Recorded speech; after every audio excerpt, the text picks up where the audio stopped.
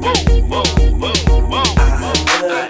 This song is dedicated to all the believers around the world who get saved every Sunday. Cause you know when Monday comes, a co-worker or your boss gonna be working on your last nerves. What's up, all the way driven family? This is the review for season 2 of Preachers of LA, episode 9. I just watched it on my way home. I've had these things are so bomb. Lifesavers, hit me up if you need somebody to be the spokesperson. I did enjoy this particular episode. It was talking about basically I would want to center it around Pastor Tim, who is, I'm sure he's 50 by now and still a virgin. That's real cray. Like, for real, 49 years old and you're still a virgin. Now, the problem I have, let me just address what I'm feeling first. The first issue I have with him, I can respect the fact that he's a virgin, but it seems like he's more of a virgin because he's scared in the sense of, how can I word it? It just something tells me that something may not be right.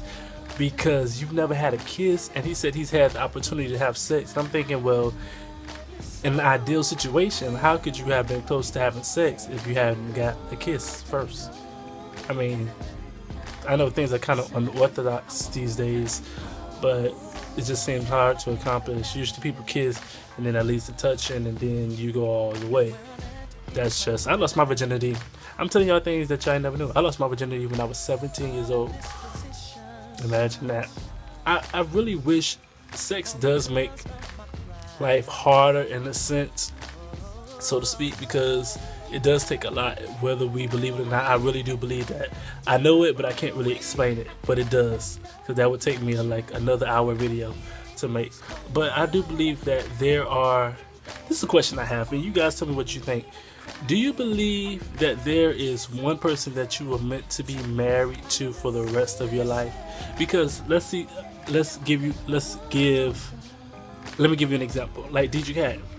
Okay, he was married to Demeter first for 15 years, whatever. Okay, so that was his soulmate. You've been married for 15 years, you're 40 years old now you're married to Dominique. And he said that's his soulmate. So is it that anybody can learn to love you and that's who God has for you, the person that can learn to love you? Or ultimately, was it the person, somebody else that maybe we haven't even met yet? So in theory, suppose Demeter is the one he was supposed to have been with the rest of his life, but he married Dominique.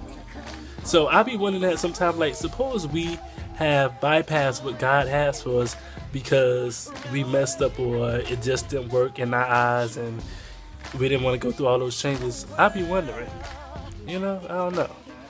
But yeah, this episode was kind of interesting, and I like the fact that Pastor Ron Gibson and Pastor Jay shared that gang-related, doing drugs, out on the street type of similarities, because I never really pieced them together, but in ministry, those things work together, and I really like the way Ron Gibson is like out of the box with things, because a lot of ministries are centered in the street. A lot of people don't go back to the street, you know what I'm saying? Now that I'm in LA, those things existed in Miami, but it's a different ball game.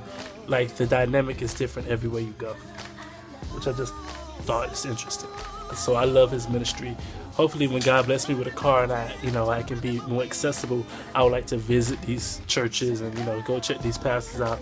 I love the fact that Pastor Wayne Chaney and his wife are so sexual. That's like their thing. I noticed that from season 1. I like the fact that they make it okay. You're Christian. We are sexual beings. God makes sex. The devil did not make sex. God created us to be sexual beings.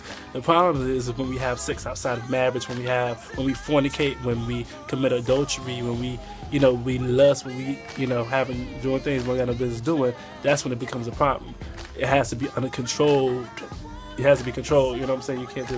You shouldn't be having sex with random people and things like that. So, if you're married, the bed is undefiled, as the Bible speaks.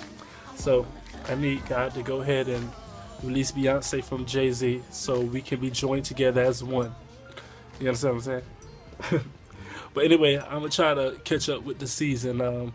Share your thoughts and comments and tell me what you guys think about is there one soulmate, or can anybody learn to love you and that becomes your soulmate?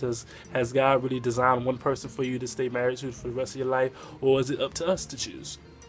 All right, thank you guys, everybody who has shared my 2 new videos, the journey in and out the hospital, for all the prayers. Thank you for sharing King and Petty. Make sure you buy the shirt. All the links are gonna be in the description box. And stilldriven.com is coming soon, my official site where you can buy the King and Petty shirt.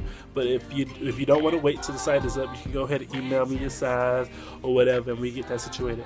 All right, you guys be blessed. I love you. Stay driven.